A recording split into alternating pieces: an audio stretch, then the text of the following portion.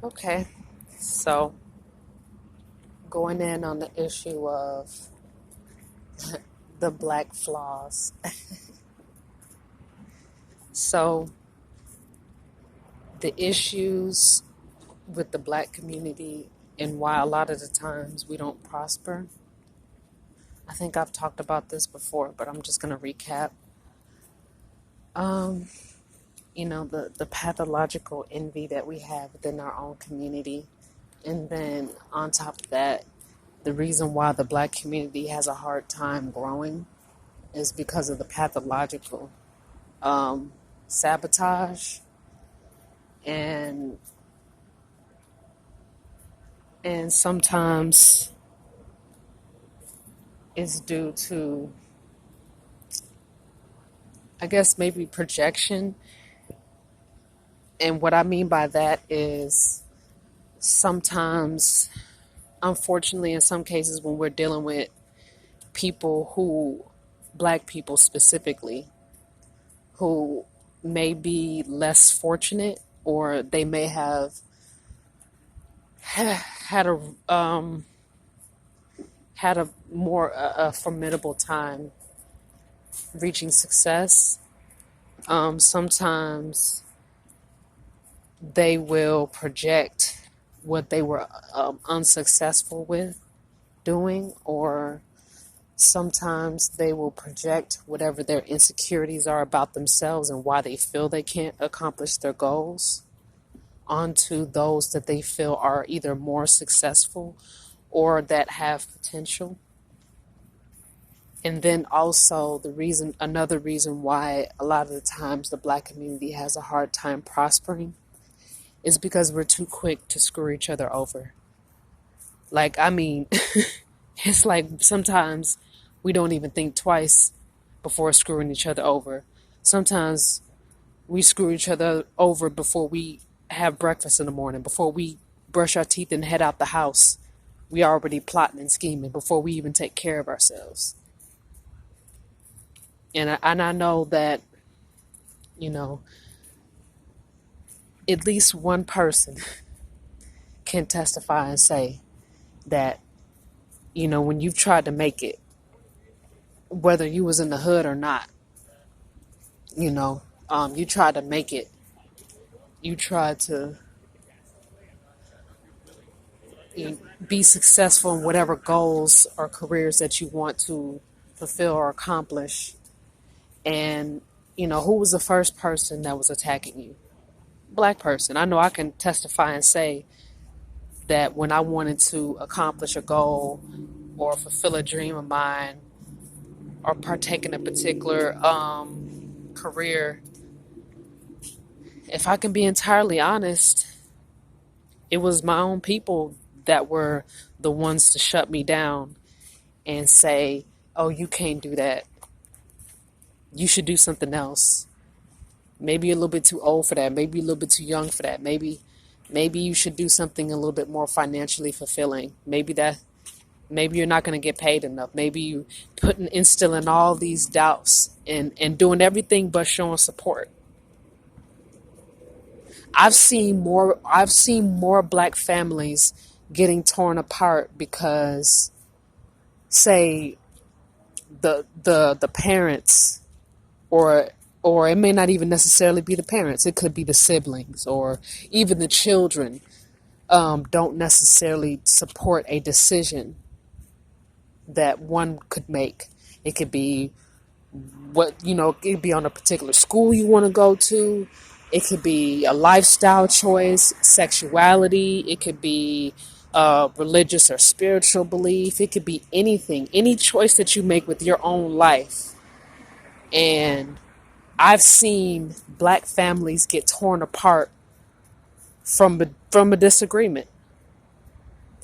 I've seen black families get torn apart because somebody chose to go outside the norm, chose to go outside of what the family wanted for them, or chose to just be different, and the family no longer supported that person.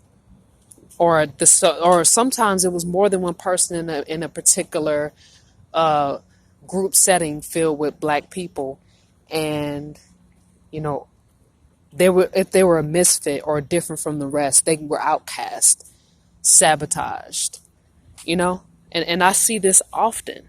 This happens often with the black community. We do this to each other. Sometimes it's our family, our friends, our coworkers.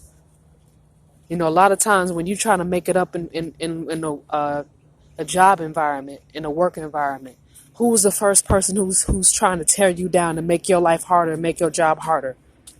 I know for me, I can say it wasn't other races of people who made my life harder. It was not other races of people. Other races of people, when they saw that I was making the company money, they saw that I was on time and that I was doing my job efficiently. Guess what? I was given a raise, given promotion opportunities. But when black people saw that I was doing my job and showing up on time, I was taken advantage of. And I know that y'all could testify to this. Your own people. They see you hustling. You know, a lot of times they see you hustling, they see you doing your thing. And they're like, "Ooh, meal ticket. Let's all hop on this person's back." Is it not the case? I've seen this happen to other people too, where I see, black man, black woman hustling. It could be for any reason, for any goal, and everybody will start to mooch off that person. This happens a lot within the black community. Not one person said, "Oh, thank you for feeding us. Thank you for providing us a way. Thank you for putting us up on game. You know, thank you." No, everybody's like, "Oh, well, we're going to use you up until you die like a battery."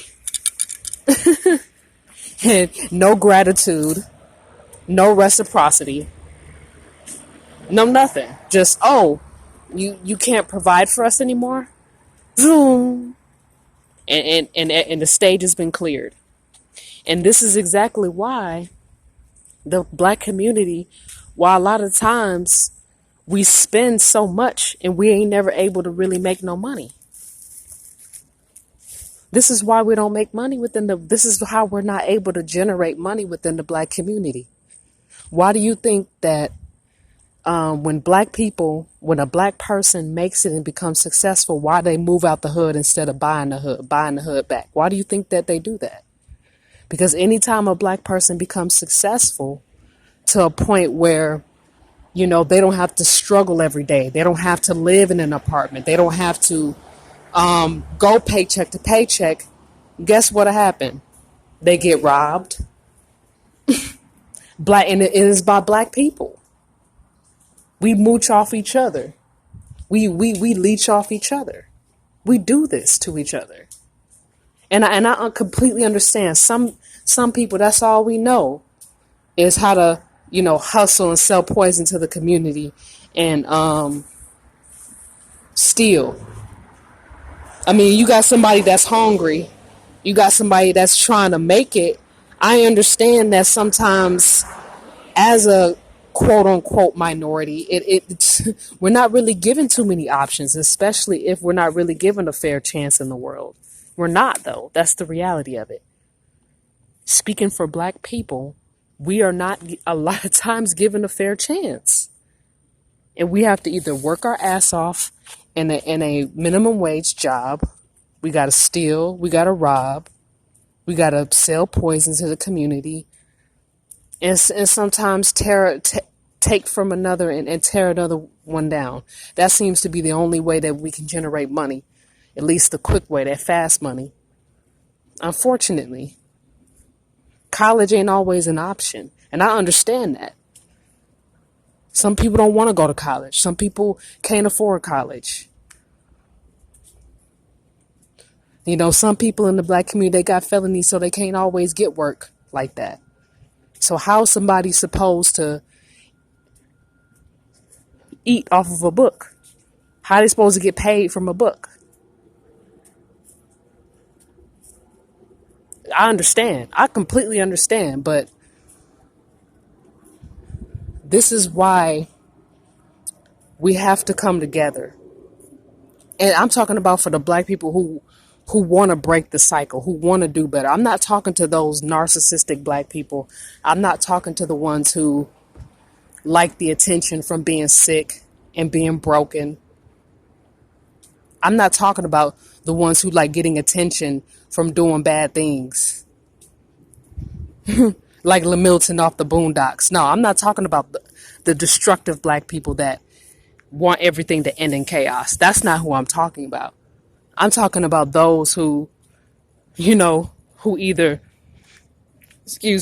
got a pure heart, clean record, clean past, or those who've made mistakes in the past and who are ready to make changes. That's who I'm talking about specifically, because we coming together, believe it or not, we can all get what we want. And I'm talking about people who actually want to do better, people who want to change, people who want to contribute to the black community. I'm talking about those people specifically. If we come together and we bring our brain power together, this is how we can generate wealth within our community.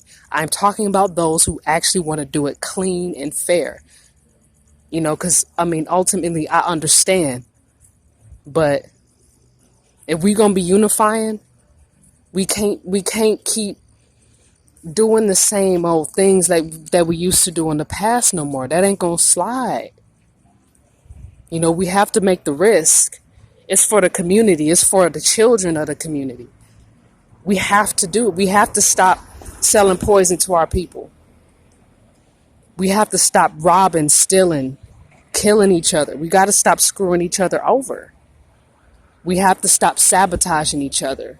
We have to stop talking about each other behind each other's back. We have to stop making fun of each other when we see somebody growing, when we see somebody in the black community reading a book or going to school or listening to classical music or, you know what I'm saying, just doing something different outside of what black people are known for. We got to stop making fun of them, especially if it's productive or has nothing to do with the growth of the black community. We got to stop outcasting people who really, could contribute, like the Steve Urkels and the Carltons of the black community. We got to stop isolating them because we think that they're weird or they're nerds. We got to stop doing that.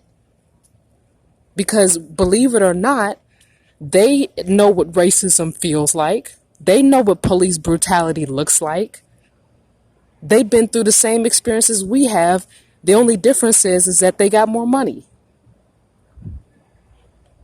But when supremacists look at them, they still see nigga. So don't get it twisted. We're all we all niggas. Okay, let's just keep it real. And it's no need to put a foot on another brother's back, when we already have the oppressors doing that. We don't need to do that to each other anymore. Now, there's some black people out there that are the Uncle Ruckuses of the community, and they make a conscious decision to be like that. You can't do nothing to help them. Some of them are doomed. Some of them, they're going to have to go through something in order to snap out of that type of mentality. You know what I'm saying? Some black people have been so traumatized that the reason why they think like that, is childhood trauma. It ain't got nothing to do with the black community per se. It's childhood trauma. So let me make that very clear. So yeah, so the black community, we got to stop being so quick to misjudge. We should get the facts straight about each other so that we know who's who. Who's the problem? Who's trying to find a solution? Who's willing to change and progress? Who's willing to stay stagnant and drag people down? We need to properly assess who's who so that we can get rid of the leeches and the parasites of the black community and the people that we unfairly judged and outcast, we need to go ahead and let them back in. Cause it's some black people that was born and raised in the hood, and we all know that they are leech and that they ain't never gonna change. And if we don't get rid of them, it's gonna cause more damage. And then there's some, like I said, it's some black people that we've outcasted because they quote unquote talk white. Then we need to go ahead and give another chance. And then there's also something else that I want to address within the black community specifically, and that's the gang culture. I said it. A lot of people don't want to talk about it, especially people who are not gang bangers, but I'm going to talk about it because this is an uncomfortable conversation that needs to be had.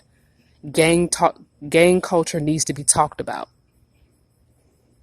We all understand that like I said, most of us black people were born in humble beginnings. A lot of us have had to get it out the mud.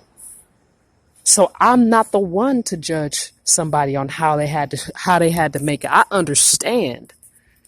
I completely understand that sometimes we have had to do things that we were not proud of to have food on the table.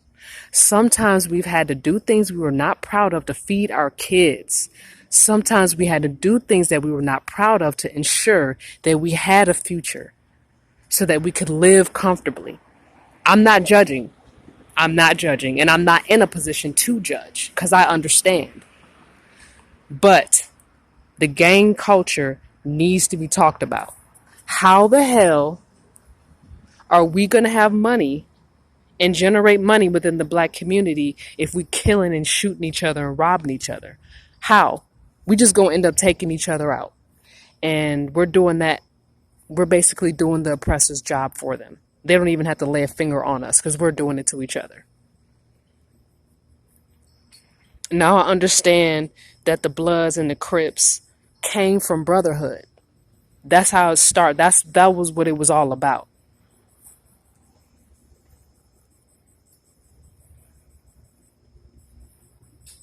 It was about brotherhood. That was what it was all about. It was about unity within the community, especially within men, black men specifically. I completely understand. But now, realistically, it's become bully culture. It's become a bully culture. It's become rape culture.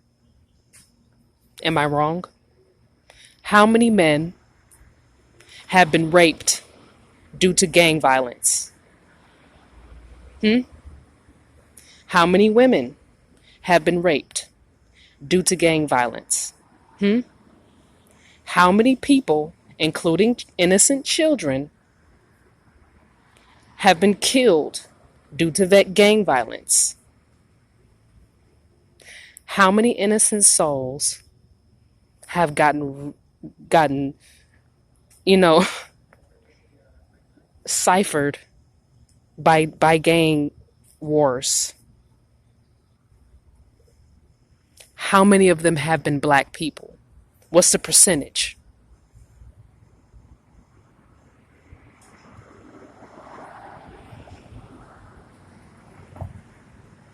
Because it's all fun and games, right? Handshakes and daps until a kid gets killed. And it's not funny anymore. Try different jokes. It's not funny anymore until your mama get beaten and raped to death. It's not funny anymore until one of your partners get killed. How many times are we going to have to go through that before we understand that there's no point? Now, I understand that the Bloods and the Crips, like I said, originally meant something. So why can't it not go back to that? The Bloods and the Crips meant something because of the Black Panther Party. It stood for something. It was a brotherhood. And the Bloods and the Crips could be an alliance. And I mean an alliance towards protecting women and children, not taking advantage of them. Because as of right now, I'm disappointed in the gang culture. Why? Because all these black men in one group, whether it's the Bloods, the Crips, the Gangsta Disciples, the Black Disciples, all these black men, all of these black men with potential could be, like I said, generating money within the community, taking care of the women and the children, providing jobs for people, providing, you know what I'm saying, extracurricular programs for the children. Like imagine all the Bloods, all the Crips, the Gangster Disciples, the Black Disciples coming together, providing meals to the homeless, like it's supposed to be in the Bible. Why don't y'all actually be gangster disciples and blaze off and blast off on anybody that hurts an innocent person within the community? Why don't you blast off on these police officers that's killing these kids instead of blasting off on each other? Instead of mobbing and bullying innocent people, why not mob and bully the people who are oppressing our communities? That's what I want to know. Put all that negative energy towards our future. Black men, black kings, be the black kings that I know y'all could be. Put the guns down and learn martial arts. Learn how to stabilize your mind.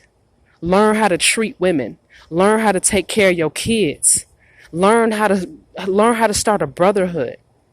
Why kill each other? Why rape women? Why abuse the kids? Why? Why? Why do any of that? That does nothing for you. That does nothing for us. And then also, the Black Slave Patrol. Let's address that. Because that's also part of the problem. So the black security officers, the black police officers, the black fire department. Let's address that too then. We understand that y'all have to do y'all job. We completely it's no longer a question or a doubt. We understand.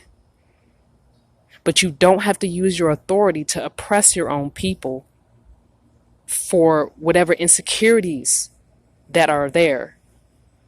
You don't have to use your authority to oppress your own people, to showboat and to flex. That does nothing for you in the end, and it's not generating wealth.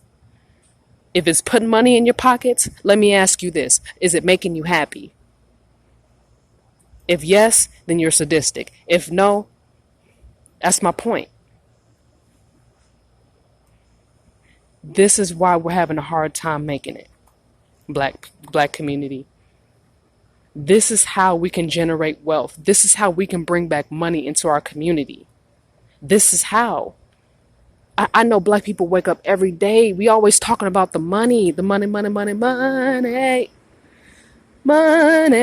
We always talking about that. But yet when somebody's providing ideas and contributions on what we can do to generate money and to control where our money goes, that person is immediately ostracized, ridiculed, and exiled and persecuted. Is this or is this not the truth? And then when that person is being scapegoated, do you see any black people coming to their defense? No.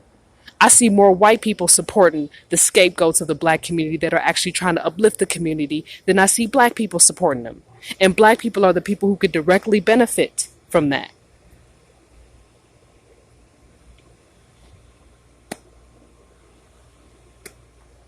That's my point. And a lot of us, we don't want to, we ain't trying to die for nobody. No, we not. No. Don't none of us want to be no Malcolm X. Don't none of us want to be Martin Luther King. Okay, no. None of us want to be JFK'd. Yeah, I understand. I ain't trying to die for y'all niggas, no, neither. I ain't trying to die for you niggas, neither. But certain conversations need to be had, though. It's the point that I'm trying to make. No one's trying to die. No one's trying to get hurt behind this shit. No.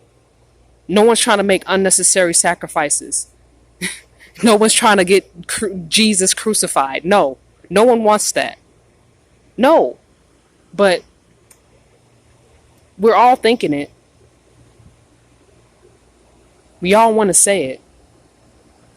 I'm going to be the one to say it. And there's plenty of other black people that's been saying this. We don't listen to them when they say it. We'd rather listen to somebody else of another race that's saying the exact same thing that a black person's been saying for hundreds, thousands of years. It's written on the wall, but we don't want to read that.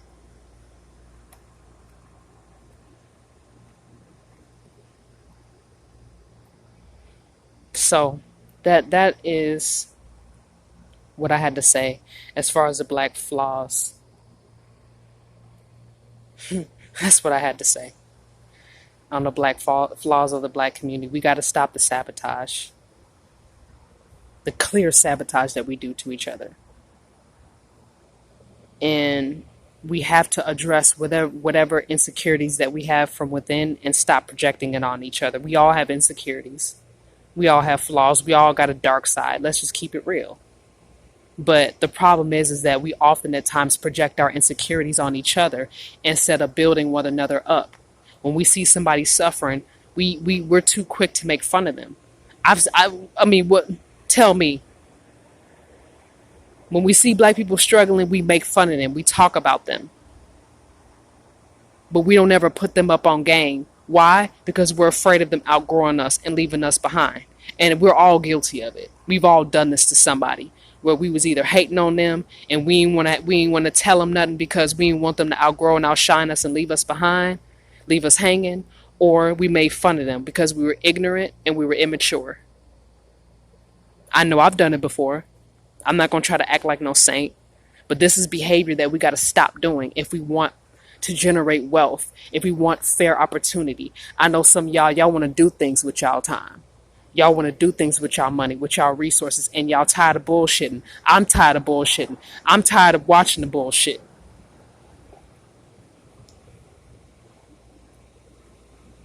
I know that the black community is tired of being oppressed. And the way that we can put a stop to that is by supporting each other and stop putting each other down all the time. That's how.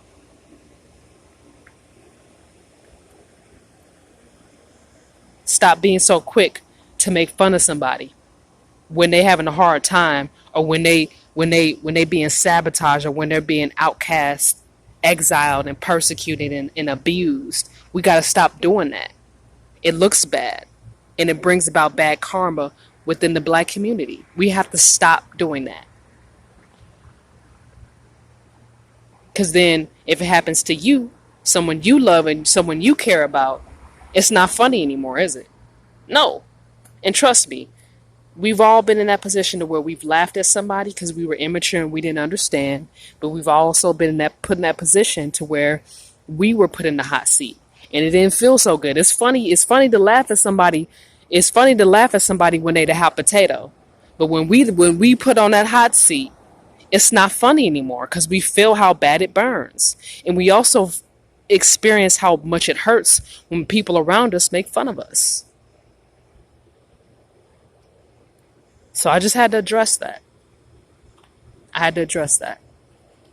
And that's it. That's pretty much it. Do say, chunk the deuces, what you say?